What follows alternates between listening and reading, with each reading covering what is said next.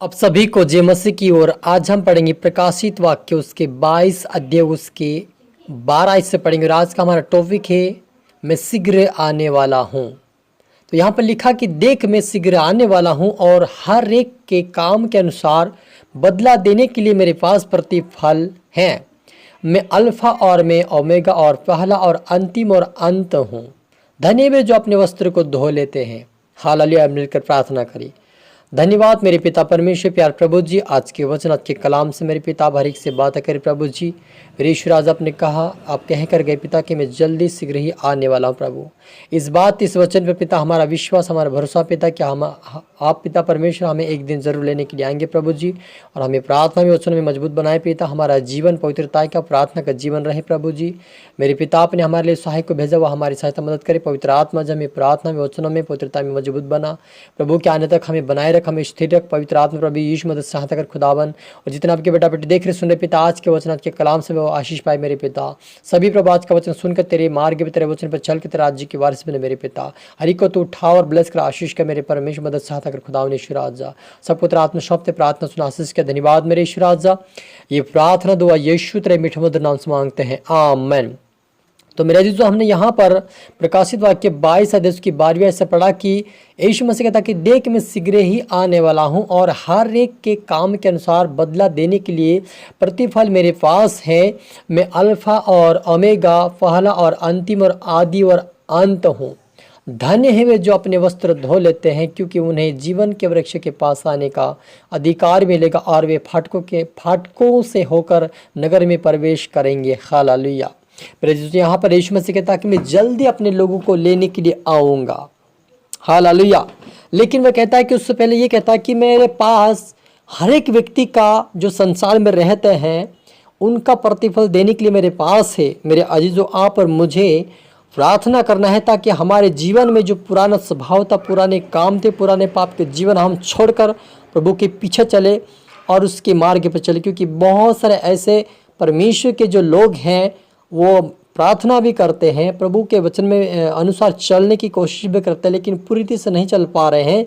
वो प्रार्थना निरंतर नहीं कर पा रहे हैं, निरंतर पवित्रता का जीवन नहीं जी पा रहे हैं। वो संसार की अभिलाषाओं में चले जाते हैं, संसार की संगति में चले जाते हैं, संसारी गाने सुनते और गाते हैं, इसलिए वो संसार की बातों में चले जाते हैं। और ऐसे लोगों को परमेश्वर कहता कि मेरे पास प्रतिफल देने के लिए है, चाहे धर्मी हो चाहे अधर्मी हो, दोनों का प्रतिफल मेरे पास देने के लिए है। मेरे अजीजों, आज हम इस संसार में जीवन कैसे जी रहे हैं? क्या हम प्रभु की मर्जी के अनुसार जी रहे हैं?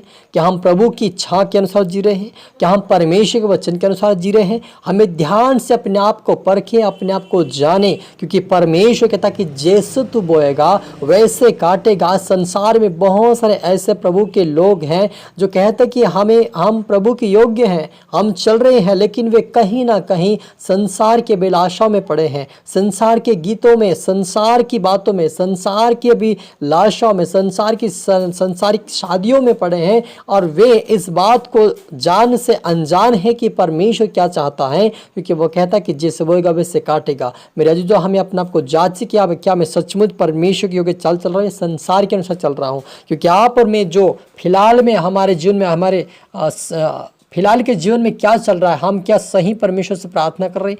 क्या हम सही चल रहे हैं? क्या हम सही परमेश्वर से अंगीकार कर रहे हैं? क्या हमने पुरानी बातों को छोड़ दिया? क्या हमने पुराने कामों को छोड़ दिया? क्या हम संसार की मित्रता छोड़ दिया? जो गलत थी हमारी संगति थी, क्या हमने छोड़ दिया? वो अपने आप को जांचे और ऐसे लोगों से दूर रहे जो आपको पाप में गिराए, जो आपको बुराई में ले जाए।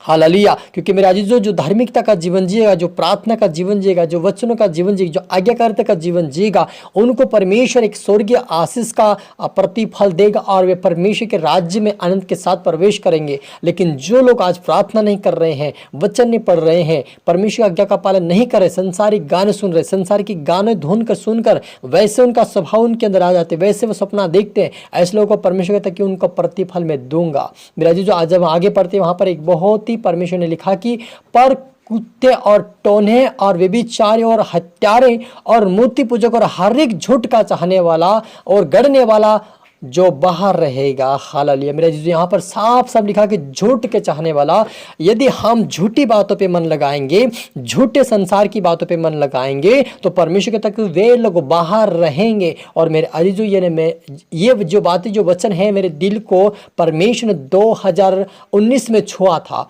इस वचनों से परमेश्वर ने बात किया, उससे दिन से मैंने उस गंदे गानों को छोड़ दिया। क्योंकि जब मैं सुनता था तब मैं पाप में चला जाता था, तब मेरे अंदर गंदे विचार आते थे, तब मेरे अंदर बुरे बुरे ख्याल आते थे, और मैं उस गाने को सुनकर मैं क्या करता था, पापों में चला जाता था। लेकिन जब परमेश्वर के वचन को मैं सुनने लगा, पढ़ने लगा, परमेश्वर के गानों को सुनने लगा, तब ये संसारी गाने में छोड़ दिया, तब मेरा जीवन पवित्रता की ओर बढ़ने लगा।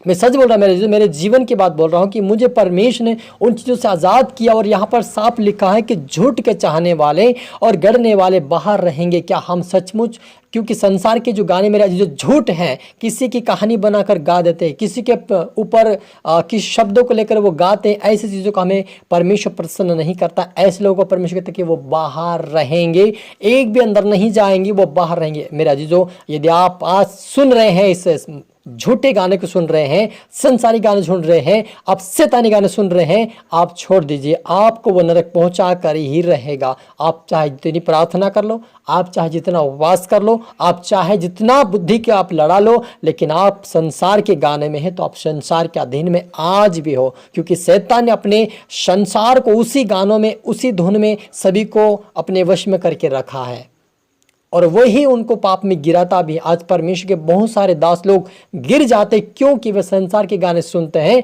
संसार के अभिलाषों में चले जाते हैं, इसलिए वो गिर जाते हैं। लेकिन जो परमेश्वर के गाने सुनते हैं, परमेश्वर के वचन सुनते हैं, प्रभु पे ही ध्यान देते हैं, ऐसे लोगों को परमेश्वर उठा रहा है, आगे बढ़ा रहा है। तो मेरे जो आप और मुझे परमेश्वर प्रतिफल देगा। हमें आज देखना है कि हम क्या कर रहे हैं।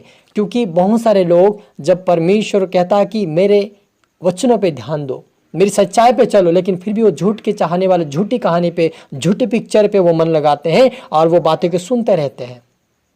हालेलुया। इसलिए आप और मुझे इन कामों को छोड़ना है। सचमुच मेरे जो परमेश्वर आप और मैं आज क्या कर रहे हैं, क्या सुन रहे हैं, क्या बोल रहे हैं, क्या कर रहे हैं, उसका भी परमेश्वर के पास एक चीज़ का लिखा है, वो लिख रखा है। अब हमारे जीवन की बातें उसके हमारे नाम को जीवन की पुस्तक में लिखा है, कर्म की पुस्तक अलग परमेश्वर लिखा, उसमें हमारी सारी चीज़ें लिखी हुई हैं।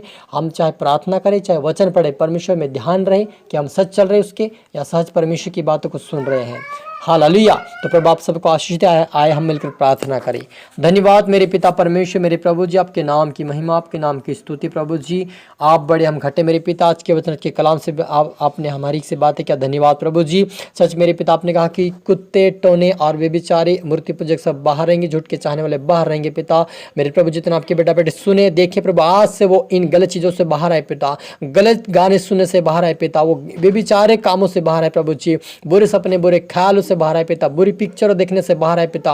वो कभी भी पिता उस पर मन न लगाए, लेकिन तेरे वचन पे मन लगाए, आपकी प्रार्थना पे मन लगाए, आपकी आराधना पे मन लगाए पिता, आपके नाम की महिमा करे पिता। मदद साथ कर मेरी राजा, आज के वचन के द्वारा हर एक व्यक्ति आशीष पाए, बरकत पाए, आत्मिक उन्नति करे पिता, उनका जीवन बदले, उनका हृदय बदले। आज से सारे बुरे काम छोड़कर पिता तेरी और राज्य तेरे धर्म की खोज करने वाले बने मेरे पिता। हर एक तरह सौंपते मेरे पिता, प्रार्थना सुना आज के धन्यवाद मेरे पिता। ईश्वर जी प्रार्थना दुआ यीशु के नाम से मांगते हैं, आमीन। तो मेरे जीजू आप सभी को जय मसीह, गॉड ब्लेस यू, जय मसीह की।